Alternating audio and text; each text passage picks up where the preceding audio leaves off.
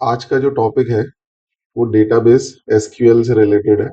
Topic का नाम है फॉरेन की। काफी सारे स्टूडेंट्स को ये टॉपिक जो है कॉम्प्लिकेटेड लगता है।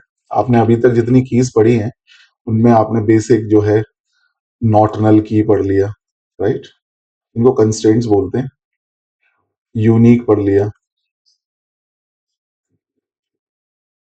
प्राइमरी की पढ़ लिया। तो ये जो टॉपिक है वो है फॉरेन की का। ये वाला जो टॉपिक हम स्टार्ट कर रहे हैं दैट इज फॉरेन की। सो बेसिकली अगर हम फॉरेन की बात करें उसके लिए एक सिनारियो समझते हैं कि ये जरूरत क्यों पड़ी और किस तरीके से ये काम करता है। ठीक है, एक मेरे पास टेबल है। इस टेबल को मैं एक्सप्लेन करूंगा आपको। पहले ये टेबल को हम यहाँ पर कट करके यहाँ पर, ये देखिए ये टेबल है। इस टेबल को एक्सप्लेन करने से पहले इस टेबल को समझ लीजिए। ये जो सेक्शन है इसमें प्रोजेक्ट आईडी है, प्रोजेक्ट नेम है, ड्यूरेशन है, costing, cost and client. Project ID, project name, duration, cost, client. और इस टेबल का जो नाम है वो हम रख देते हैं projects table. Table name is projects, projects table. ये जो प्रोजेक्ट टेबल है तो हमारी पहली टेबल हमने बनाई प्रोजेक्ट। ये कौन सी टेबल बन गई? प्रोजेक्ट। इसके कितने कॉलम है? 5 कॉलम्स भी है। इस टेबल को अभी यहीं पे रखते हैं, एक और टेबल बनाते हैं, फिर आपको एक्सप्लेन करते हैं कि फॉरेन की कैसे काम करता है। दूसरी हमारी एक और टेबल है। इस टेबल का नाम है,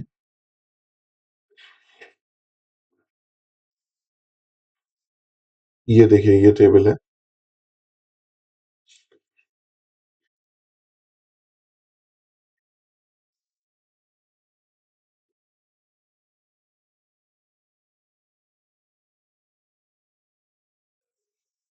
ये हमारी दूसरी टेबल है।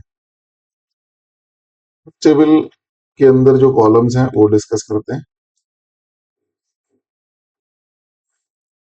सबसे पहले employ ID, employ name, salary and project ID. और इस टेबल का नाम है, ये टेबल है, इस टेबल का नाम है ईएमपी। ठीक है, एम्प्लॉय या EMP. So we have two tables, one is projects, one is projects table, second one is employ table. दो टेबल्स है हमारे पास, एक है प्रोजेक्ट्स टेबल, एक है एम्प्लॉय टेबल। अब आपको एक पॉइंट समझना है, ये जो प्रोजेक्ट टेबल है और ये जो एम्प्लॉय टेबल है, इस टेबल में पहले डेटा को समझते हैं। ठीक है, मान लीजिए कि ये कंपनी है, कंपनी का नाम है मान लीजिए टाटा। ठीक है, या कोई भी एक्स वाई जेड कंपनी है। इस कंपनी के अंदर जो भी प्रोजेक्ट्स हैं वो सारी डिटेल्स इसमें लिखी हुई हैं। देखिए कैसे इस टेबल में लिखी हुई है। क्या क्या लिखा हुआ है? ये ये जो प्रोजेक्ट आईडी है, सबसे पहले 100, 100 एक प्रोजेक्ट आईडी है। मतलब जो भी प्रोजेक्ट मिला है उस प्रोजेक्ट की आईडी क्या है? 100। उस प्रोजेक्ट का नाम मान लीजिए ए है, ए प्रोजेक्ट नेम है। ये प्रोजेक्ट कंपनी को 5 साल के लिए मिला है और इसका 200 मिलियन का ये प्रोजेक्ट। और इसका क्लाइंट कौन है? टाटा कंपनी इसका क्लाइंट है, टाटा मोटर्स। ठीक है, ऐसे ही एक और प्रोजेक्ट है, प्रोजेक्ट का नाम है बी। ये 3 सालों के लिए मिला है,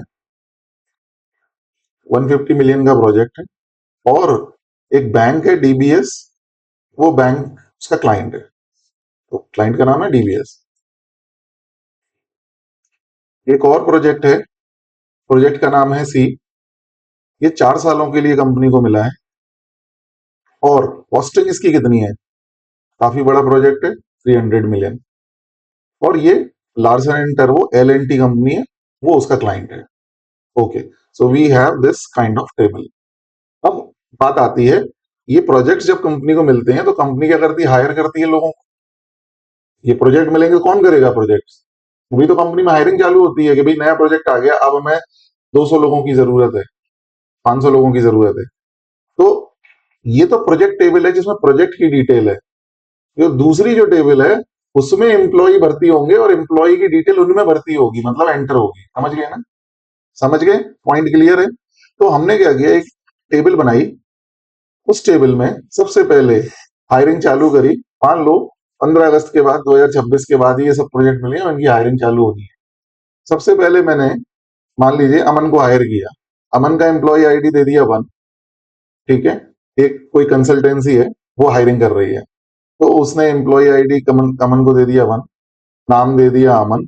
ठीक है, एम्प्लॉय का नाम हो गया। सैलरी उसको डॉलर में मिल रही है, $4000 है। ठीक है? अब अमन को बोला गया है कि तुम एक काम करो, तुम 100 नंबर के प्रोजेक्ट पे काम करो, जिसका प्रोजेक्ट आईडी क्या हो, 100। अब इसका मतलब क्या, अमन को 100 नंबर के प्रोजेक्ट आईडी का एक्सेस मिला है, इस पे काम करेगा वो। अब ये बताओ 100 नाम का प्रोजेक्ट आईडी कौन सा है, कैसे पता चलेगा, कहाँ जाके देखना पड़ेगा? वो जाके देखना पड़ेगा हमें, कहाँ पर? प्रोजेक्ट टेबल में, राइट ना? तो ये है वो 100 नाम। इसका मतलब टाटा मोटर्स के प्रोजेक्ट पे ये काम कर रहा है। बात समझ में आई? क्लियर है? अब बात आई इसकी। मान लीजिए दूसरा एम्प्लॉय मेरा जो है वो आदित्य है, उसको सैलरी थोड़ी सी कम है, $3000, लेकिन उसको प्रोजेक्ट नंबर जो दिया गया है 101। ठीक है? तो जो 101 नाम का प्रोजेक्ट आईडी है, वो जाके आदित्य चेक करेगा कि भाई 101 प्रोजेक्ट कौन सा है। वो कहेगा चलो यार, मेरा तो विश पूरा हो गया, मेरे को वैसे ही बैंक के लिए काम करना था, तो ये डीबीएस बैंक का ही प्रोजेक्ट मिल गया मुझे।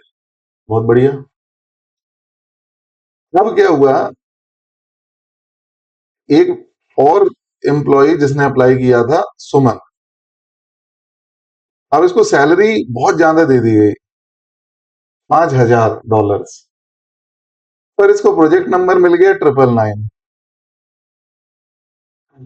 तो क्या हुआ कि इसने देखा कि ये जो प्रोजेक्ट नंबर 999, ये गई कंपनी में। कंपनी में देखा कि प्रोजेक्ट नंबर 999 तो भाई है ही नहीं, 3 ही प्रोजेक्ट है कंपनी के पास। तो इसका मतलब इसके साथ क्या हो गया, फ्रॉड हो गया। 5000 सैलरी, लेकिन साथ में प्रोजेक्ट नंबर 999 तो है ही नहीं। तो एक बात बताओ मुझे, यहां ध्यान दो, क्या ये प्रोजेक्ट नंबर 999 जो कि है ही नहीं, क्या ये एंटर होना चाहिए था एम्प्लॉय लिस्ट में? नहीं, यहीं पे रोक लग जानी चाहिए थी। आप मेरी बात को समझ रहे हो? यहां पर ही ये line, this line should not be entered, ये लाइन एंटर होनी ही नहीं चाहिए थी, क्योंकि प्रोजेक्ट आईडी जब है ही नहीं तो कैसे एंटर होगा? एक बात और ध्यान से दो, देखो इसमें बहुत ध्यान से देखो ये बात जो मैं समझाना चाह रहा हूं। जो भी प्रोजेक्ट आईडी प्रोजेक्ट टेबल में अवेलेबल नहीं है, समझ रहे हो, जो भी प्रोजेक्ट आईडी प्रोजेक्ट टेबल में अवेलेबल नहीं है, एम्प्लॉय टेबल में वो एंट्री होनी नहीं चाहिए। सही बात है ना? अब इसको रोकने के लिए हमें एक रूल बनाना पड़ेगा। सही बात है? इसको रोकने के लिए हमें एक रूल बनाना पड़ेगा कि भाई एक टेबल की एंट्री रोकनी है, पर किसके बेसिस पे? दूसरे टेबल के बेसिस पे। देखो, दूसरे टेबल के बेसिस पे ही तो रोक रहे हैं, क्योंकि ये प्रोजेक्ट आईडी है। प्रोजेक्ट आईडी किस टेबल में है? प्रोजेक्ट आईडी किस टेबल में है? टेबल, हाँ, टेबल 1 मतलब प्रोजेक्ट टेबल में, प्रोजेक्ट आईडी प्रोजेक्ट टेबल में। इस प्रोजेक्ट टेबल में जो जो प्रोजेक्ट आईडी है, सिर्फ वही डेटा एंटर होना चाहिए एम्प्लॉय टेबल के अंदर, नहीं तो फिर यहां पर उसको रुक जाना चाहिए डेटा को। ऐसा करने के लिए आपको फॉरेन की जरूरत पड़ेगी, क्योंकि जैसे एक टेबल और यहां से गए तो वो दूसरी टेबल, 2 टेबल हैं। जब 2 टेबल की बात होती है ना, तो इसका मतलब फिर फॉरेन की लगेगा। अब यहाँ पे क्या करना है, कैसे करना है, वो मैं समझा देता हूँ। यहाँ पॉइंट समझ में आया, करना क्या है, कॉन्सेप्ट समझ में आया?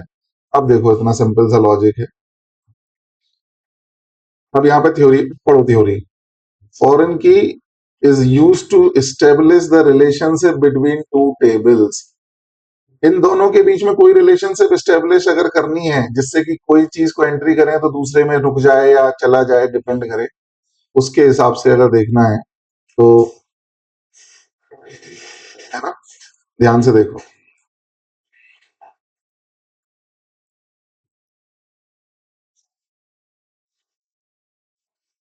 ये बहुत सिंपल सा कॉन्सेप्ट बता दिया मैंने कि भाई आप जो है, अगर फॉरेन की क्या है तो foreign key use to establish the relationship between two tables. दो टेबल्स के बीच में अगर रिलेशनशिप एस्टेब्लिश करना है तो क्या करना पड़ेगा, फॉरेन की यूज करना पड़ेगा।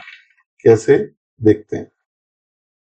To establish the relationship between two tables, take primary key of one table and add it to the another table as a foreign key. बस इतना सा काम है, सिंपल, यही काम है और कुछ भी नहीं है। देखो ध्यान से, क्या बोला अपन ने, लॉजिक क्या है।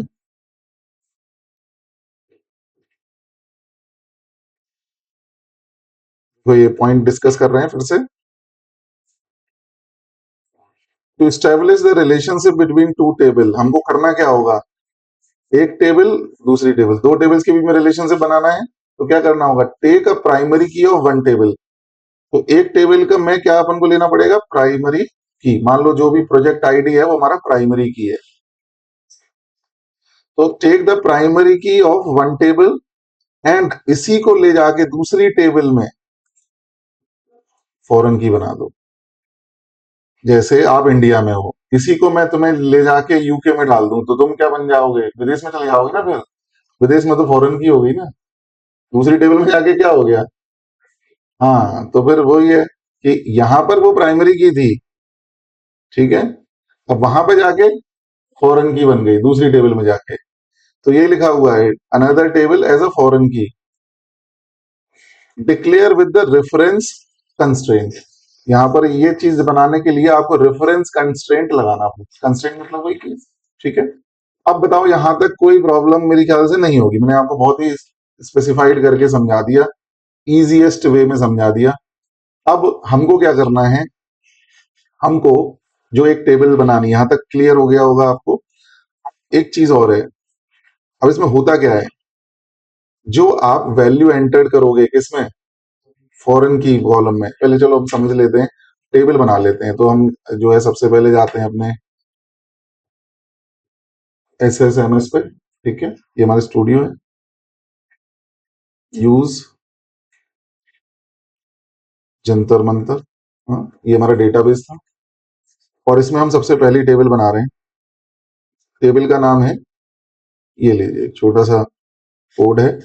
इस कोड को मेरे ख्याल से सभी एसक्यूएल जो सीख रहे हैं उनको पता ही होगा कि टेबल कैसे बनाते हैं। तो मैंने आपको क्या बोला था अभी, कि एक टेबल की प्राइमरी की दूसरी टेबल में जाके फॉरेन की बनती है। तो पहले एक टेबल में प्राइमरी की बना तो लें, तो हमारी प्रोजेक्ट्स टेबल में हम इसको क्या करेंगे, जो मैंने अभी आपको समझाया था, यहां पर बहुत ध्यान दीजिए कि ये जो प्रोजेक्ट आईडी है, प्रोजेक्ट आईडी, इसको हम प्राइमरी की बनाएंगे। ये हमारी पहली टेबल है, प्रोजेक्ट टेबल की प्रोजेक्ट आईडी को हम क्या बनाएंगे, प्राइमरी की बनाएंगे। इसमें हमने ज्यादा चीजें नहीं लिखी, ड्यूरेशन कॉस्ट नहीं लिखी, आप वो भी ऐड कर सकते हैं, पर नॉर्मली प्रोजेक्ट आईडी, नेम और क्लाइंट, ये तीन चीजें ले ली हैं। ओके, ये बन गई हमारी प्राइमरी की, ठीक है। अब ये प्रोजेक्ट टेबल प्राइमरी की बन गया प्रोजेक्ट टेबल के अंदर। Okay, done. नेक्स्ट,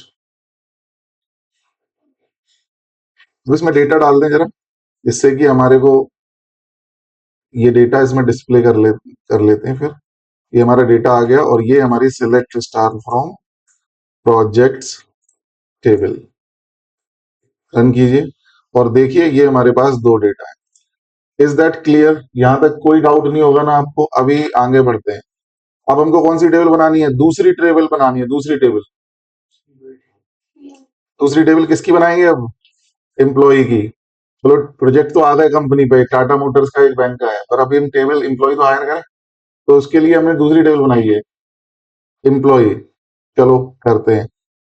अब इसमें एम्प्लॉय में देखो ध्यान से, बहुत ध्यान देना इधर। क्या करना है, हमने एम्प्लॉय नाम की जगह हमने बना दी एम्प्लॉय प्रोजेक्ट नाम की, उससे कोई फर्क नहीं पड़ता। एम्प्लॉय आईडी कोई दिक्कत नहीं है, ले लिया, एम्प्लॉय का नाम ले लिया, सैलरी के अंदर चेक कंस्टेंट लगा दिया। चेक कंस्टेंट में हम बोल रहे हैं कि सैलरी 3,000 से कम होनी ही नहीं चाहिए किसी की, ये मिनिमम वेजेस है, इतना तो देंगे ही देंगे। हाँ, अब यहाँ पे ध्यान दीजिए, इंपॉर्टेंट, प्रोजेक्ट आईडी जो किस टेबल का था, प्रोजेक्ट टेबल का। हमने इस प्रोजेक्ट आईडी को जो कि रेफर किया है, देखो प्रोजेक्ट आईडी की वैल्यू क्या, इंटीजर, और रेफरेंस किसके लिए है, रेफरेंस प्रोजेक्ट्स टेबल, देखो उसी टेबल का है ना, ये लिखा हुआ। तो ये प्रोजेक्ट आईडी हमने एक बनाया है, ये किस टेबल का हिस्सा है, एम्प्लॉय आईडी, जो एम्प्लॉय प्रोजेक्ट है इसमें हमने कॉलम बनाया है, कौन सा, प्रोजेक्ट आईडी, जो किसको रेफर कर रहा है। अब ये यहाँ पे ये जो लाइन है ना, ये रेफरेंस की है, ये रेफरेंस की है। इस लाइन का मतलब क्या है उसको समझे, मैं आपको इस लाइन का मतलब समझा देता हूँ।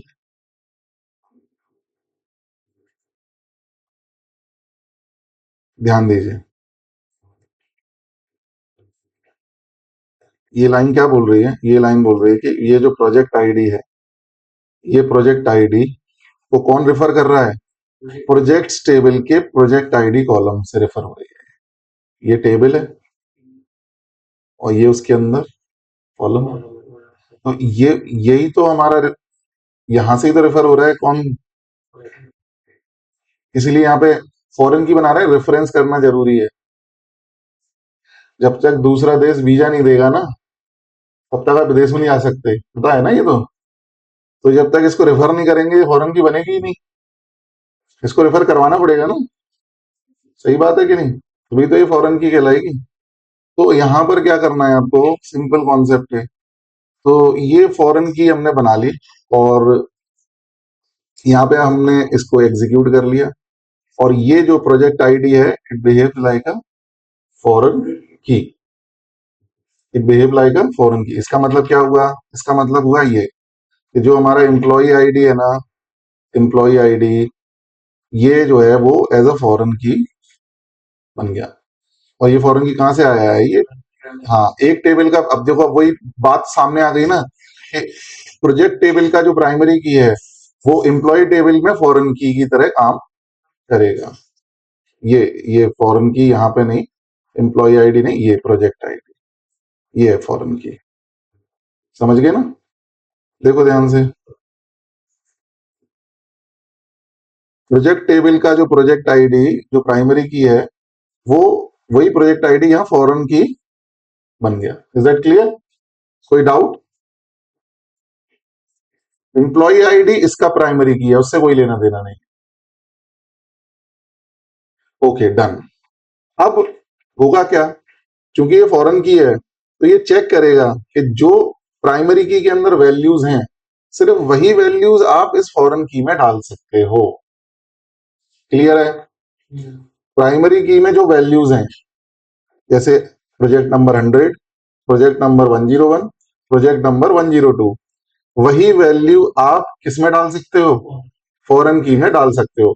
तो ये दोनों टेबल्स एक दूसरे से इंटर लिंक्ड हो गई, ठीक है, यही एक इंपॉर्टेंट कॉन्सेप्ट था। अब आप देखो, इसको करके दिखाते हैं। ये हमने जो डेटा डाला है, यहां पर देखिए, insert into employ project, values, सबसे पहले एम्प्लॉय आईडी 1, एम्प्लॉय का नाम है ए, एम्प्लॉय की सैलरी है 4,000, और एम्प्लॉय का जो प्रोजेक्ट है वो, प्रोजेक्ट आईडी क्या है, 100। फिर वो पहले चेक करेगा क्या 100 एक्चुअली में अवेलेबल है, हाँ, अभी तो हमने डाला था ना 100, लो ये चला गया, देखो हम चेक करें, select star from EMP project, run करें, बिल्कुल सही है, परफेक्ट, कोई यहाँ कोई दिक्कत नहीं है। दूसरा देखो,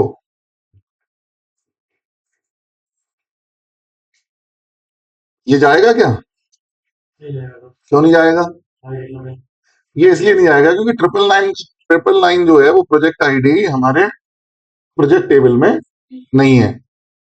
देखो एरर आ गई, देखा, the insert statement conflicted with the foreign key constraint.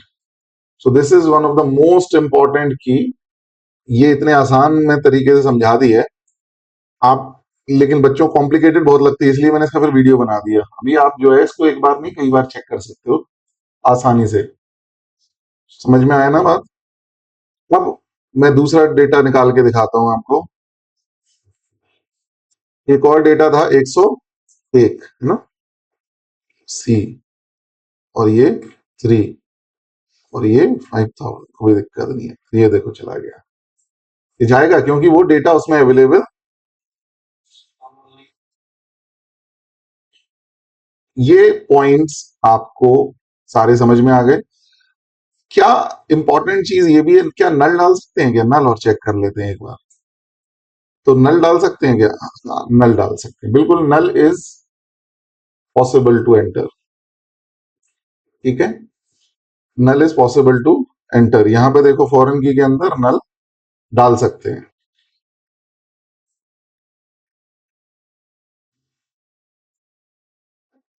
यहां पे दो तीन पॉइंट्स हैं इंपॉर्टेंट, इसको देखो समझ लीजिए. वैल्यूज एंटर्ड इन फॉरेन की column should match with the value entered in the primary की. ये मैंने चेक करवा दिया आपको. दूसरा, फॉरेन की के अंदर अलाउ होती हैं duplicate values and null values. Duplicate भी अलाउ होगा. देखिए अब जैसे मान लीजिए एक प्रोजेक्ट है, उस पर तो 100 एम्प्लॉय काम करेंगे, तो उनकी तो प्रोजेक्ट आईडी कॉमन होगी ना. डुप्लीकेट नहीं भेजेंगे तो जैसे तो एक ही एम्प्लॉय एक प्रोजेक्ट में एंटर कर पाएगा. समझे? तो इसका मतलब क्या है कि फॉरेन की जो है डुप्लीकेट अलाउ करता है. ओके ना? और नल भी अलाउ करता है. देखो आफ्टर डिक्लेयरिंग फॉरेन की रिलेशनशिप, देखो आफ्टर डिक्लेरेशन ऑफ फॉरेन की relationship is establish between two tables. और ये जो दो टेबल्स हैं जिनके बीच में रिलेशनशिप एस्टेब्लिश हुई है, ये पेरेंट चाइल्ड रिलेशनशिप होती है. कौन सी रिलेशनशिप होती है? समझे? इसको पेरेंट चाइल्ड रिलेशनशिप बोलते हैं. जिसमें कि जिस टेबल में पीके है, पीके मतलब प्राइमरी की है, उसको पेरेंट टेबल बोलते हैं. और जिसके अंदर एफ के है उसको चाइल्ड टेबल बोलते हैं. अब आपको मैंने ये पूरा ए टू जेड क्लियर कर दिया है. अब इससे भी एडवांस लेवल तक जाना है तो वो नेक्स्ट वीडियो में करेंगे. ठीक है, बाकी कोई डाउट हो तो आप पूछ लेना. चलो आज के लिए फिर हम इतना ही करते हैं. बाय.